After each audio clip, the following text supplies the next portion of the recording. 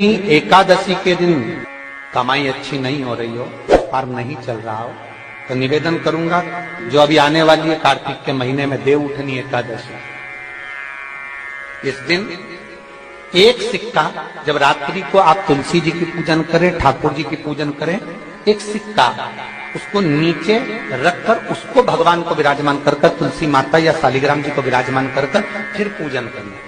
सुबह ब्रह्म मुहूर्त में 4 बजे जब आप देवता को उठाएं, वहां पर जब लीपन करें और उठाने जाएं, उस गन्ने की झोपड़ी के अंदर, तो वो सिक्के को अपने पल्लू में डालकर हल्दी की कटोरी में भरकर दुकान में, व्यापार में, व्यवसाय में रख दें।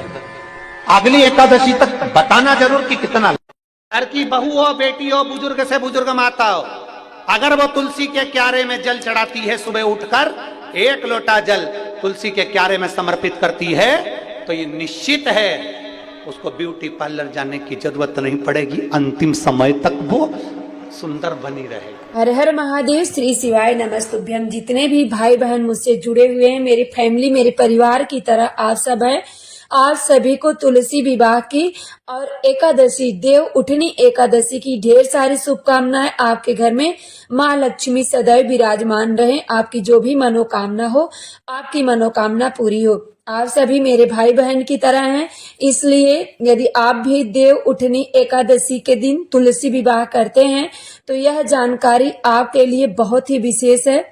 तुलसी विवाह आपको किस तरह से करना चाहिए, सबसे पहले तो आप इस बात को जानें कि तुलसी विवाह आपको किस दिन करना है।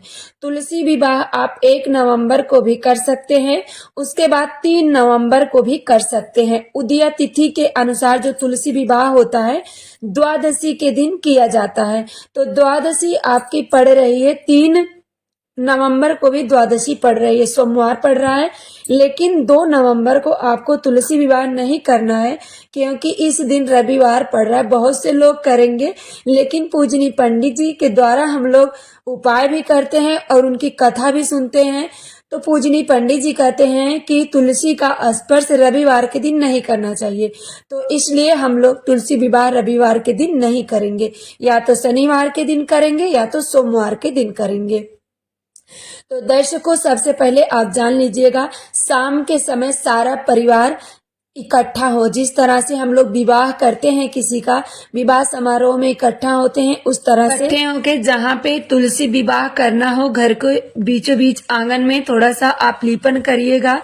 उसके बाद एक मंडप बनाइएगा, तुलसी का पौधा एक पटिए पे, कोई पाटा हो लकड़ी का तो उस पर रखें या आंगन के बीचों बीच रख लीजिएगा, और वहीं पे एक पाटा आपको अलग से रखना है। उस पाटे पे लाल या पीला कपड़ा बिछा करके उस पे एक सिक्का रखे, जैसा कि आपको पूजनीय पंडित जी बताए हैं। उस सिक्के पे शालिग्राम को विराजमान करें या विष्णु भगवान की प्रतिमा जो भी आप स्थापित करते हैं उसे स्थापित करिएगा, कलश स्थापना करें। उसके बाद भोग, फल, मीठा जो भी आपके पास सामग्री है, संपूर्ण सामग्री आप इकट्ठा करिएगा।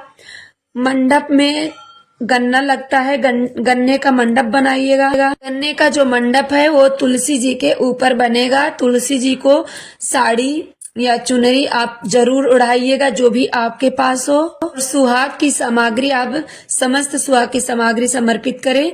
यदि हो सके नहीं है तो बिंदी, मेहंदी, चूड़ी, आलता, इतना चीज आप अवश्य समर्पित करिएगा। तुलसी जी के जस्ट बगल ही आपको शालिग्राम जी को भी रखना है। उसके बाद शालिग्राम जी पे एकादशी के दिन चावल नहीं समर्पित किया जाता है, इसलिए आज के दिन जब शालिग्राम पर आप चढ़ाइएगा तो तिल चढ़ा दीजिएगा, सफेद हो या काला तिल। दूध आप समर्पित करिएगा और थोड़ी सी दूध में भिगोई हुई हल्दी शालिग्राम जी को लगा दीजिएगा। जो आपने गन्ने का मंडप बनाया है उस गन्ने के मंडप पे हल्दी का लेपन करिएगा। एक घी का दीप जला दीजिएगा, वह दीप काफी देर तक जले, इस हिसाब से आप दीप प्रज्वलित करिएगा। उसके बाद अगर हिंदू धर्म में विवाह के समय बोले जाने वाला मंगला अष्टक मंत्र किसी को आता है तो वो बोल दे, नहीं तो आप नहीं बोल पाते हैं तो कोई बात नहीं है। उसके बाद देव प्रबोधनी एकादशी से कुछ वस्तुएं खाना आरंभ किया जाता है, जैसे भाजी, मूली, बेर, आंवला जैसी सामग्री बाजार में जो उपलब्ध है, आप उसे भी इस पूजन में शामिल करिएगा। पूजन जब आपकी समाप्त हो जाए, कपूर से आप आरती करें। आरती करते समय नमो नमो तुलजा महारानी, नमो नमो हरि की पटरानी आप जपते हुए आरती करिएगा। प्रसाद चढ़ाइएगा। प्रसाद में जैसे फल है, मिष्ठान है, इस दिन कोई आटे का और चावल का भोग नहीं लगता है। बाकी आप फल और सिंघाड़े का, गंजी का, फल में कोई भी फल हो आप इसे समर्पित करिएगा, लेकिन आटे का या चावल का प्रसाद मत चढ़ाइएगा। 11 बार आपको या 21 बार या 108 बार तुलसी जी की परिक्रमा करनी है। परिक्रमा करते समय ध्यान रखिएगा, खाली हाथ आपको परिक्रमा भी नहीं करनी है। आपके हाथ में पुष्प हो या चावल हो, जैसा कि आपको पूजनी पंडित जी बताते हैं। परिक्रमा आप 21 बार भी कर सकते हैं, 11 बार भी कर सकते हैं और 108 बार भी कर सकते हैं, लेकिन खाली हाथ नहीं, चावल या हाथ में ले लीजिएगा। इस दिन चावल ना लेके तिल ले लीजिएगा, पुष्प ले लीजिएगा या फल हो जो भी आपके पास हो उसे लेकर आप परिक्रमा करें। के बाद प्रसाद को ग्रहण करें, सभी में वितरण करें। पूजा समाप्ति के बाद घर के सभी सदस्य चारों तरफ से जो आपने पाटा रखा है, पटिया रखा है, उसे घर के सभी सदस्य उठा करके, हल्का सा उठा करके भगवान विष्णु से जागने का आवाहन करें। उठो देव, संवारा भाजी, बोर, आंवला, गन्ना की झोपड़ी में शंकर जी की यात्रा। इसका मतलब होता है, हे सांवले सलोने देव, भाजी, बोर, आंवला चढ़ाने के साथ हम चाहते हैं कि आप जागृत हों, सृष्टि का कार्यभार संभालें और शंकर जी को पुनः अपनी यात्रा की अनुमति दें, क्योंकि इसके पहले जो कार्यभार है वो महादेव संभालते हैं, अब भगवान विष्णु जी संभालेंगे।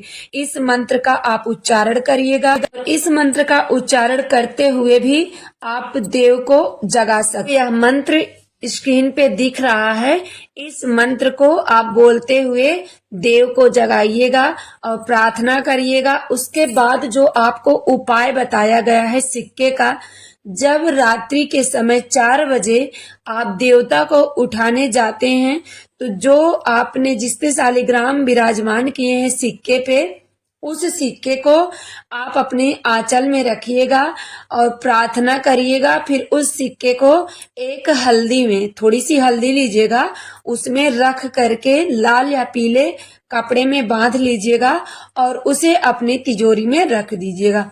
ये तुलसी विवाह का नियम है। बहुत ज्यादा आपको कुछ भी नहीं करना है, बहुत ही सरल तरीके से आप तुलसी विवाह करें। बहुत ज्यादा तामझाम करने की कोई जरूरत नहीं है। आखिरी में आप क्षमा जरूर मांगिएगा कि जो भी गलती हो गई है पूजा पाठ में उसे क्षमा करिएगा। तो ये तुलसी विवाह का विधान है और देव को जगाने का भी विधान है। वीडियो अच्छी लगे तो लाइक जरूर करें, चैनल को सब्सक्राइब करें, ज्यादा से ज्यादा